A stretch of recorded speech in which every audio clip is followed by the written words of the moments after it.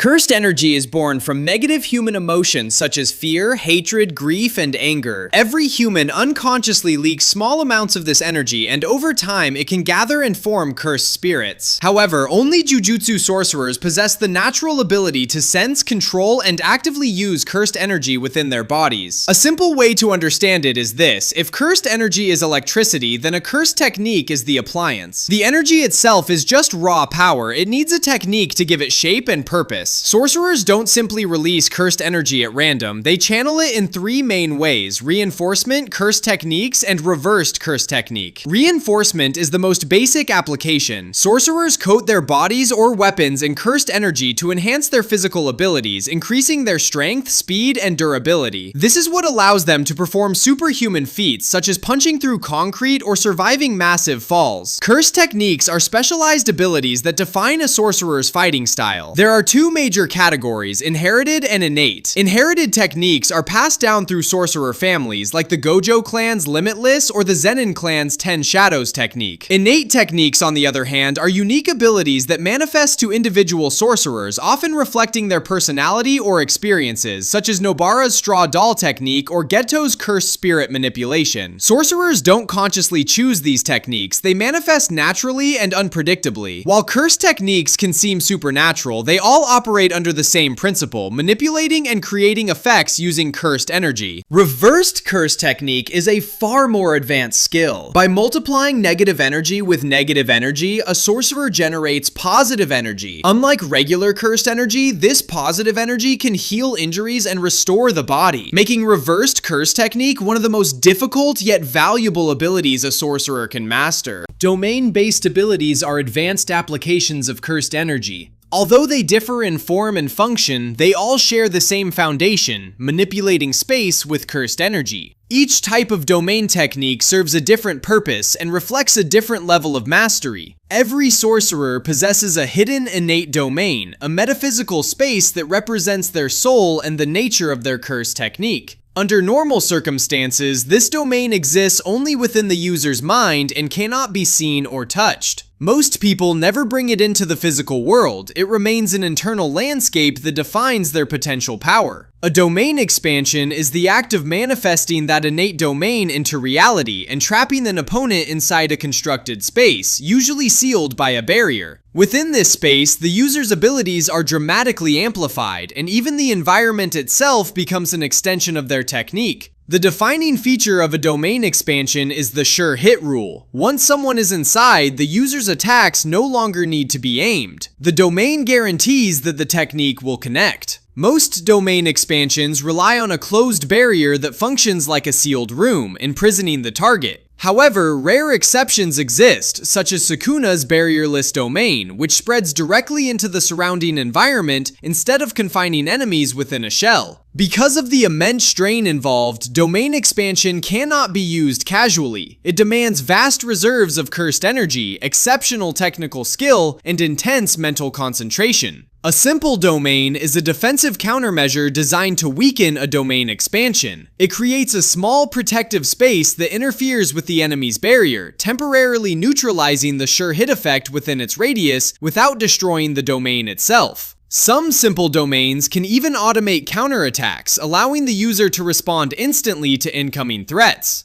Domain amplification is another defensive technique in which a sorcerer surrounds their body with a thin, fluid-like barrier of cursed energy. This coating acts as a protective layer that can disrupt the opponent's sure hit effect and reduce the impact of their technique. The trade-off is significant. While using domain amplification, a sorcerer cannot activate their own cursed technique, since all of their energy is devoted to maintaining that tightly controlled barrier. Binding vows in Jujutsu Kaisen are contracts formed through cursed energy. They operate on a strict give-and-take principle. A sorcerer accepts a restriction or risk in exchange for a specific boost in power or advantage. The system follows a clear logic. Greater risk leads to greater reward. There are two main types of binding vows: vows made with oneself and vows made with others. A binding vow with oneself is a self-imposed restriction that deliberately puts the sorcerer at a disadvantage. Because cursed energy energy is fueled by negative emotions and tension, placing oneself in a riskier situation intensifies that energy and strengthens the user's technique. A well-known example is revealing one's hand, where a sorcerer explains their curse technique to an opponent. By giving away strategic information, they increase the effectiveness and output of their ability. If a sorcerer breaks a self-imposed vow, the punishment is typically the loss of whatever benefit they gained from it, and their power can drop accordingly. A binding vow with another person is a mutual contract in which both parties agree to specific conditions that benefit each side. These vows are more rigid and dangerous because they are enforced by cursed energy itself. A famous example is the agreement between Yuji and Sukuna. Sukuna revives Yuji in exchange for temporary control of his body for 1 minute, under strict conditions including a prohibition on harming others and erasing Yuji's memory of the deal. Breaking a vow made with another person carries severe and unpredictable consequences, as the cursed energy enforcing the contract exacts a heavy penalty on whoever violates it. The Culling Game is a large-scale, deadly battle royale in Jujutsu Kaisen orchestrated by the ancient sorcerer Kenjaku. It takes place after the Shibuya incident and spans multiple barrier-enclosed colonies scattered across Japan. Inside these colonies, participants are forced into life-or-death combat where they earn points by killing other players. Everyone involved must obey a strict set of rules that governs how the game operates. Following the events in Shibuya, Kenjaku placed a curse on countless humans across Japan,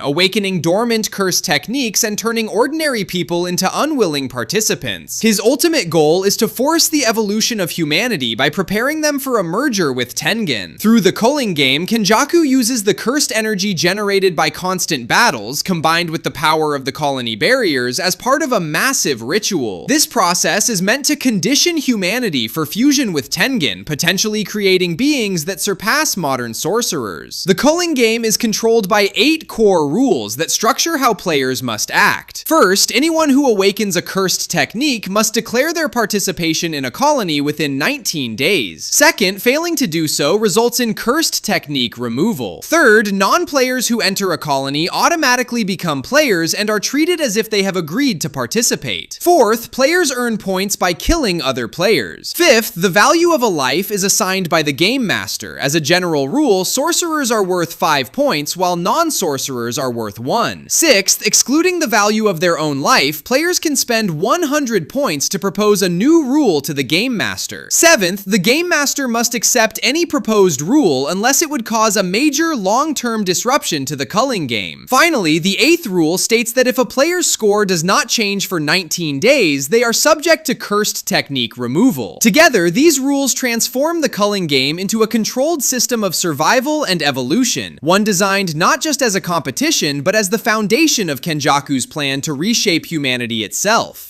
A star plasma vessel is a human born with a rare genetic compatibility with Master Tengen, the immortal sorcerer responsible for maintaining the barrier systems that protect the Jujutsu world. In simple terms, a star plasma vessel functions like a biological replacement body for Tengen, similar to a system reset that preserves their stability and identity. Master Tengen possesses an immortality curse technique, which prevents death from aging but comes with a drawback. Over time, Tengen's body continues to evolve. Every 500 years, they must merge with a compatible star plasma vessel to stabilize this evolution. If the merger does not occur, Tengen undergoes a forced transformation that gradually strips away their humanity. They begin to resemble more of a cursed spirit than a human being. This loss of humanity is extremely dangerous. Without merging, Tengen risks losing their sense of self, emotions, and independent will. In the worst case scenario, they could become unstable or even turn into a threat to the very world they are meant to protect. The existence of star plasma vessels is therefore essential to maintaining balance within Jujutsu society. Gojo's curse technique is called the Limitless, an inherited ability of the Gojo clan that allows him to manipulate space at an atomic level through cursed energy. With the Limitless, Gojo doesn't just control energy, he controls the space around him itself. Over the series, he demonstrates 4 primary applications of this technique. The neutral state of the Limitless is known as an Infinity. Infinity creates an invisible spatial barrier that prevents anything from ever truly reaching Gojo. Instead of stopping objects outright, it slows them down infinitely by continuously dividing the distance between Gojo and the attacker. From a mathematical perspective, the distance is endlessly halved, meaning it can approach zero but never actually reach it. As a result, attacks appear to freeze before making contact with him. Gojo's most frequently used offensive technique is blue. By amplifying the limitless and generating negative space, Gojo effectively creates a void in reality. Because this kind of empty space cannot naturally exist, the world attempts to correct it, producing an extremely powerful, attractive force that pulls everything toward the void. Gojo can weaponize this pull in several ways, such as dragging objects, crushing targets within a concentrated field of attraction, or even enhancing his own movement to simulate teleportation and extreme bursts of speed. When Gojo applies Curse Technique Reversal to blue, he inverts its properties to produce red. Instead of attraction, red generates a violent repulsive force that blasts everything away from its center. The resulting explosion carries overwhelming kinetic energy, making it one of Gojo's most destructive abilities. By combining blue and red, Gojo creates Hollow Purple, his signature finishing move. This technique fuses attraction and repulsion into a single mass that tears through space, erasing anything in its path at a molecular level. Hollow Purple represents the peak of Gojo's offensive power with the limitless. Gojo's domain expansion, Unlimited Void, overwhelms anyone trapped inside with infinite information. Victims are forced to perceive everything all at once, flooding their minds with endless stimuli. This overload paralyzes them and leaves their brains effectively incapacitated, with the severity of the damage depending on how long they remain exposed to the domain. If you enjoyed this video, please like and subscribe for more.